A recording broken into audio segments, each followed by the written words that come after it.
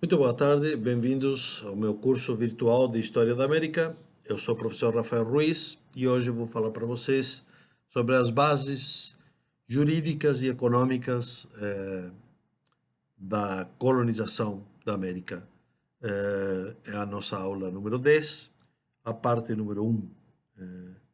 Eu tenho como meta explicar duas ideias básicas. A primeira é como é que se estruturou juridicamente todo o regime de encomienda, né? E depois tentar explicar para vocês a diferença existente entre as servidumbres personais ou serviços pessoais e a mita, né? São duas formas de trabalhar que tinham implicações diferentes, né? Vamos começar tentando resumir, né, qual era a meta, ou qual era o planejamento geral da coroa de Castela com relação a o que se pretendia, o que se procurava por meio da exploração das Índias de Castela, né? Então, por um lado, né, existia o interesse de integrar os súditos da América dentro da fé católica. Por outro lado, existia o desejo de tornar os indígenas vassalos do reino de Castela. E, por outro lado, existia o interesse econômico, né, e de procura de riquezas e procura de honrarias daqueles que vinham, né, para a América com a finalidade de vingar na América. Por um lado, teria uma tarefa colonizadora catequética, né? Explicaremos isto um pouco melhor, e por outro lado, pretendia tornar-se rico, ganhar riquezas, como o Díaz del Castillo, o historiador ou cronista Díaz del Castillo falava, né, que é algo que todos os homens comumente buscamos, né, a obtenção de riquezas, honras e fama, que é algo que todos os homens comumente buscamos. Bom, há né, começando por um texto legal, legal no sentido de um texto normativo, né? Eu vou ler para vocês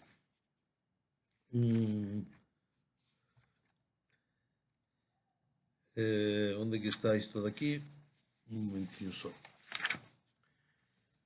Então, vou ler para vocês a lei primeira, né? Então, a primeira lei das leis de Índias, né? No seu livro primeiro, comentadas por um grande comentarista da legislação indiana conhecido como Manuel Joseph de Ayala, né?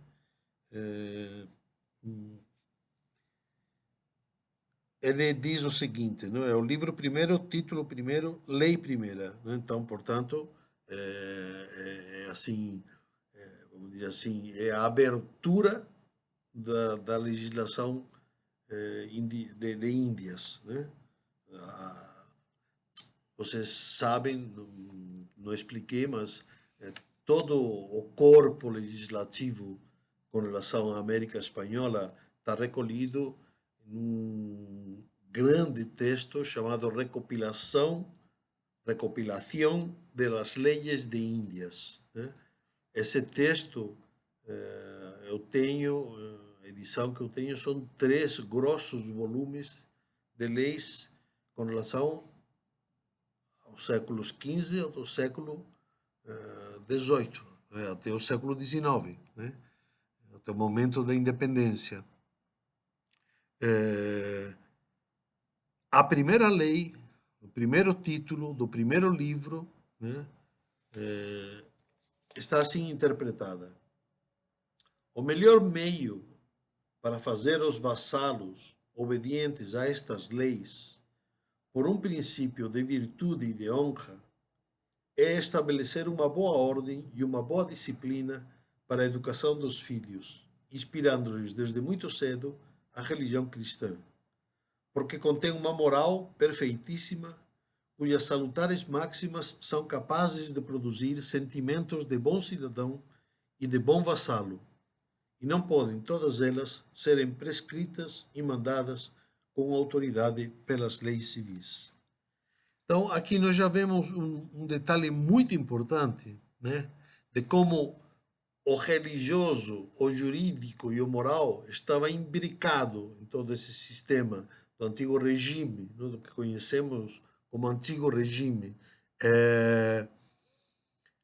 Nem todas as leis são capazes de chegar na camada, né, que o legislador quer. Qual é a camada que o legislador quer? A camada interior, a camada subjetiva, né? Ou seja, a legislação, vejam, estamos no mundo ibérico, não estamos no mundo anglo-saxão, e este aqui me parece, eu vou insistir nesse ponto porque me parece que é decisivo para entendermos a diferença de colonização, né? Conforme diz o texto do comentador aqui,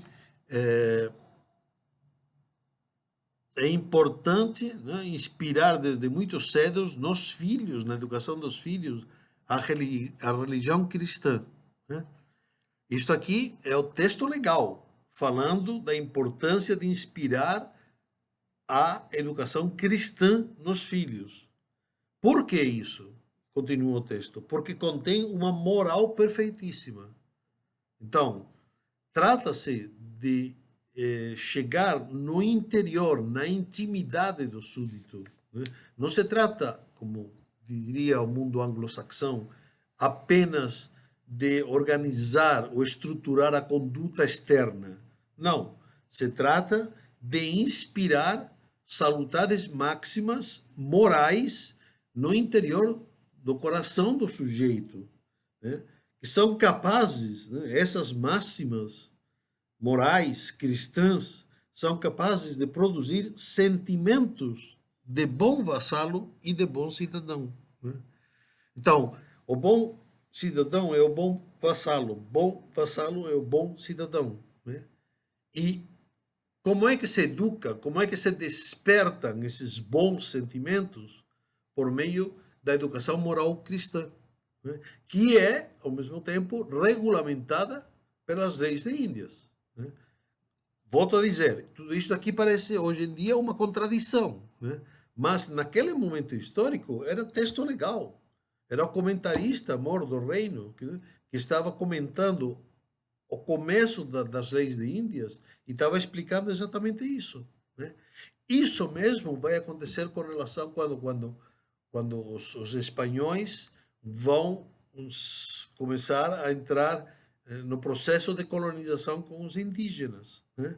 O que se pretende? O que se pretende não é apenas a conduta interna, né, dos indígenas, mas uma adesão, perdão, a conduta externa dos indígenas, mas a adesão interna, né, dos indígenas a essas determinações legais. Ou seja, a coroa de Castela não se satisfaz com que o indígena obedeça às suas leis.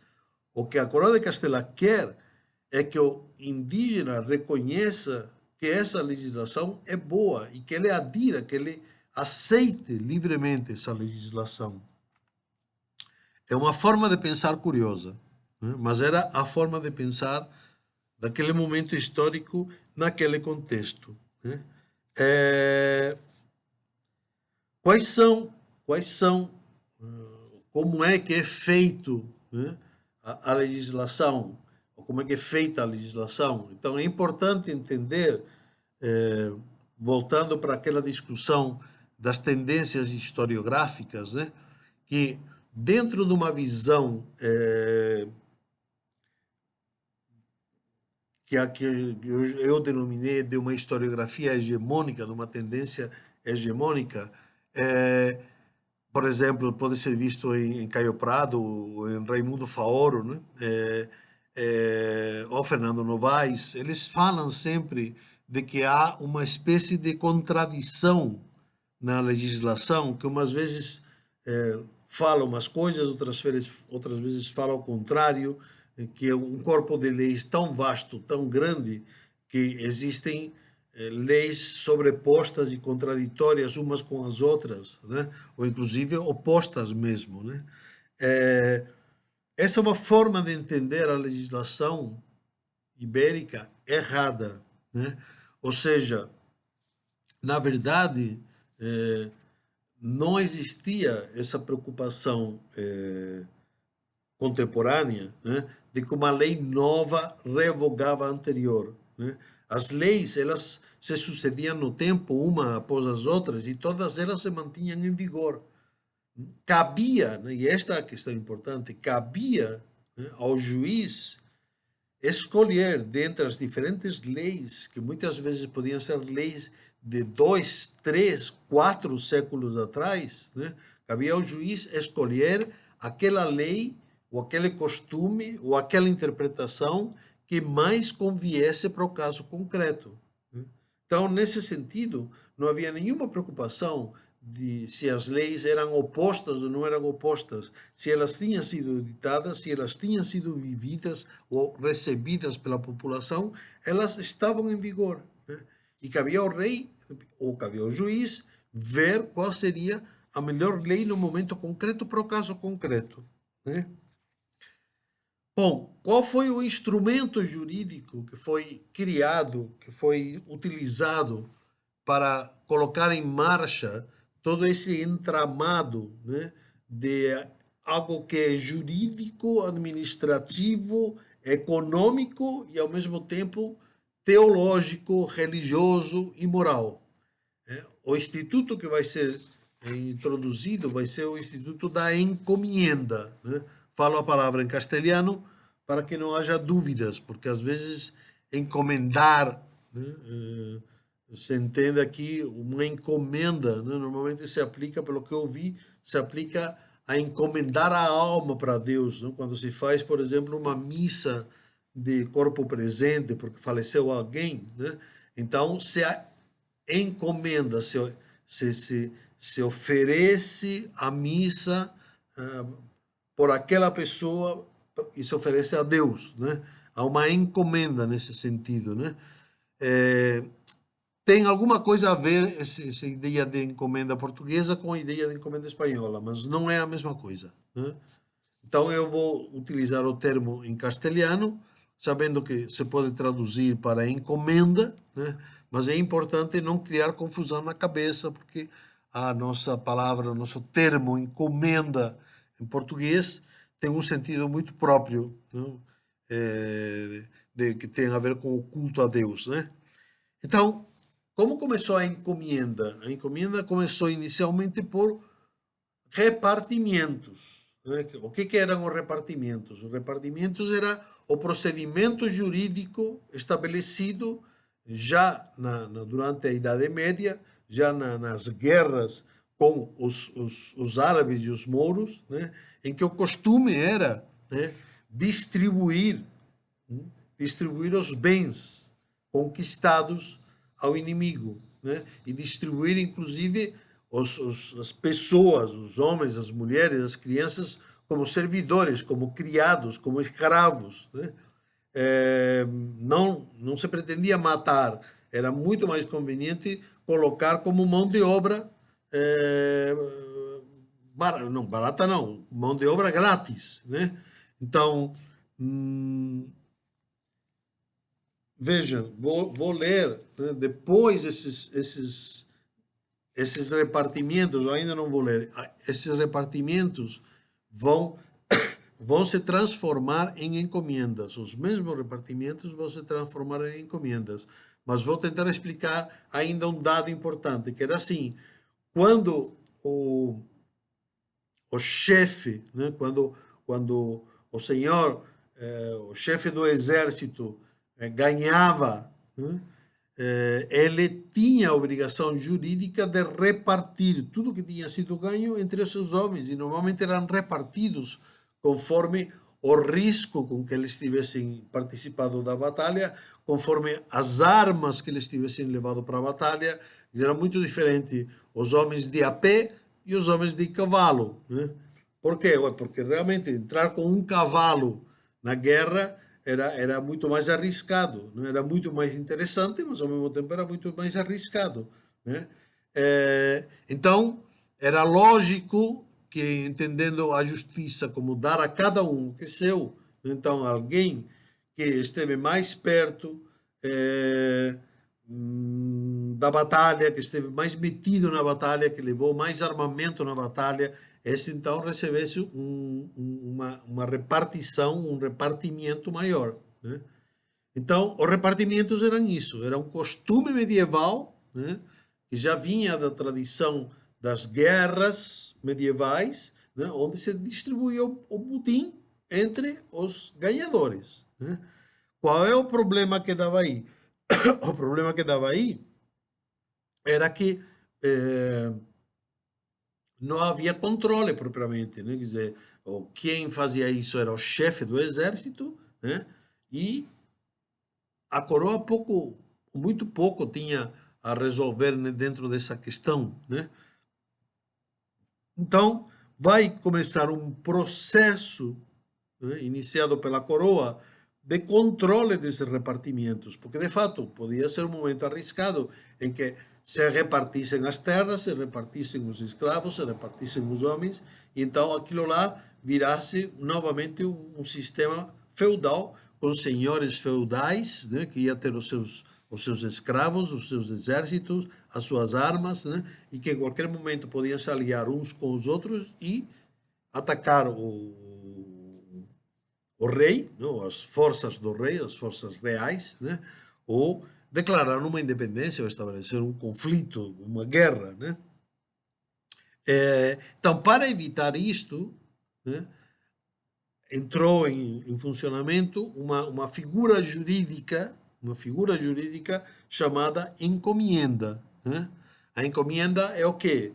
É o ato de entregar, do rei, né, entregar ao senhor, né, ou aos homens bons da cidade, não, aqueles que participaram de uma conquista, né, então entregar uma parte da terra, entregar junto com isso uma parte dos indígenas para continuarem trabalhando na terra, né?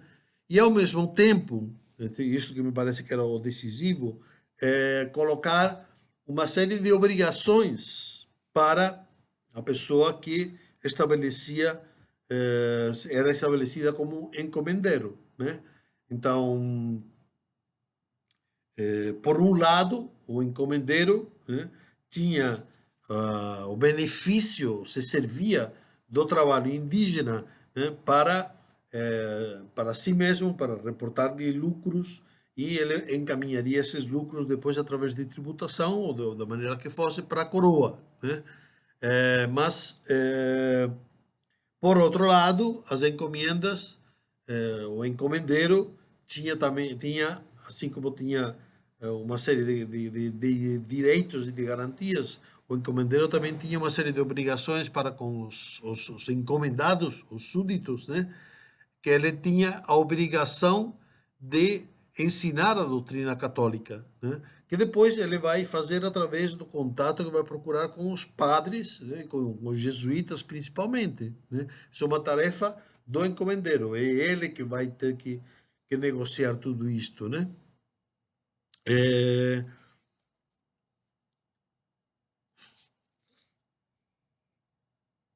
Vou ler agora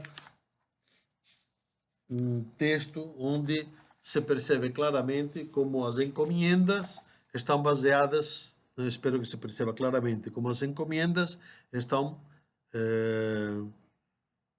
substituindo os repartimentos. Isso aqui leio literalmente, é um trecho, né, de uma parte de uma encomenda. Encomiendo em vós, fulano de tal repartimento. Então, essa é a primeira coisa, não é? Isto que até agora era um repartimento, né? Então agora o transformo numa encomenda, né? Então, encomendo em vós tal repartimento para que vos sirvais de todo ele, conforme e a maneira que o teve e possuiu e lhe pertencia a fulano de tal. e para que vos sirvais de todo ele, conforme as ordenanças reais, e com que deixeis seus caciques, suas mulheres, filhos e índios do seu serviço, e que os adoutrineis e façais a doutrinar nas coisas da nossa santa fé católica, como sua majestade o rei assim o manda. E se não fizeres isso, e nele houver algum descuido, carregue sobre vossa consciência e não sobre a da sua majestade nem a minha, que no seu real nome os encomendo e mando. E aí depois dava quais seriam os direitos e as obrigações que tinha o encomendeiro. E procurareis a sua conservação dos índios, pedindo-lhes tributos moderados, que boamente o possam dar. E por ser coisa notória que nas guerras e alterações passadas e havidas nestes reinos ficaram os naturais cansados e faltos de comida, e se não tivessem sido relevados e reservados do trabalho no presente, dando-lhes tempo para poder fazer as suas sementeiras suficientes e deixando-lhes sementes para elas, seria muito claro o dano que adiante se seguiria. Então, é importante entender isso, né? As encomendas chegam no lugar dos repartimentos e chegam para controlar algo que está descontrolado, que é uma distribuição aleatória e mais ou menos arbitrária, nesse sentido, arbitrária no sentido de que, de acordo com o que o senhor, o que o encomendeiro queria, é que se fazia coisa, se distribuía a terra entre os índios. Então, alguns índios passaram a ter poder territorial, como se fosse de um fazendeiro, né? Há um texto interessante, que me parece que é interessante ler, né, da Rainha Isabel, que diz assim, perdão, página 6. Esse texto legal, essa lei régia, está escrita em Medina del Campo, 20 de dezembro de 1503. Então diz, em adiante, podeis compelir, né, podeis obrigar e apremiar, também obrigar, no sentido de obrigar, ditos índios que tratem e conversem com os cristãos de dita ilha e trabalhem nos seus edifícios e procurem recolher e sacar ouro e outros metais, e em fazer granjarias e mantimentos para os cristãos vizinhos e moradores dessa ilha, pagando-lhes o jornal que vos for taxado, o qual façam e cumpram como pessoas livres que são, e não como servos. Então, há um ponto de discussão claro aqui, né, que já começa com a Rainha Isabel, né, e que vai dar um pouco a tônica de como é que vai se resolver este pepino. Que é assim, se os índios são livres e eles não podem ser escravizados, né, como é que podem ser obrigados a trabalhar? Como é que podem ser compelidos e apremiados para trabalhar se eles não quiserem trabalhar, né? Então, vai se criar uma ficção jurídica, né? E essa ficção jurídica é a que vai estar atrelada à encomenda, né? E através disso é que vai se desenvolver todo o sistema de exploração na América Espanhola, né? Então, qual é a ficção jurídica? A ficção jurídica é que se pode e se deve pagar um salário, né, pelo trabalho como prova e sinal de trabalho voluntário, né? Então, imagine, né, o trabalho voluntário ou a voluntariedade no trabalho não está significada nem representada pelo fato de que a pessoa trabalha se ela quiser. O índio, né, o indígena vai trabalhar, ou ele pode entrar no trabalho se ele quiser. Se ele não quiser, não entra. Isso seria o normal, do que se entende normalmente por voluntariedade, né? Mas não é assim que a coroa de Castela vai entender. A partir dessa raiz, perdão, a partir dessa lei de Isabel I, onde está dizendo que os índios são, por um lado, são livres, mas por outro lado, podem ser obrigados a trabalhar. A doutrina jurídica, os comentadores, né, que, como falei para vocês, eles também vão ser fonte de leis, eles vão começar a interpretar essas leis dizendo que, perdão, dizendo que a maneira de mostrar que Castela trata os indígenas com liberdade é pagando um salário. Porque para um escravo não se paga salário, né? Mas para uma pessoa livre, sim, né? Agora, a questão originária era: bom, e se o índio não quiser trabalhar? E se o indígena não quiser trabalhar? E se ele simplesmente quiser viver de uma outra forma, de uma outra maneira, né?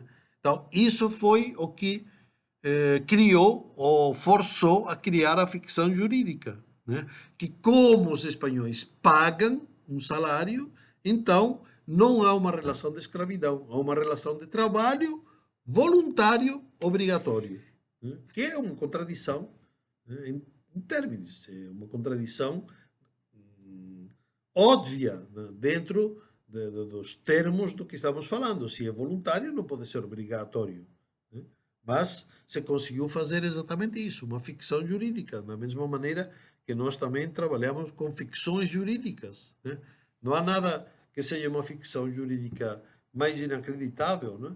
Tem que dizer que todas as leis entram em vigor a partir do momento da sua aplicação, porque é assim. Pois se eu não fico sabendo, também isso é uma ficção jurídica, né?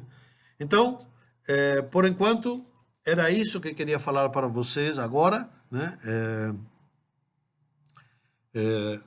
Tentei mostrar um pouco como as encomendas vão entrar como uma forma de regulamentar melhor o regime de servidão, né? Perdão, de repartimentos, né? Como repartimentos eram as instituições, as formas de distribuir a terra, distribuir os homens, porque também os mouros e os árabes escravizados passavam a ter que trabalhar a terra que era distribuída, né?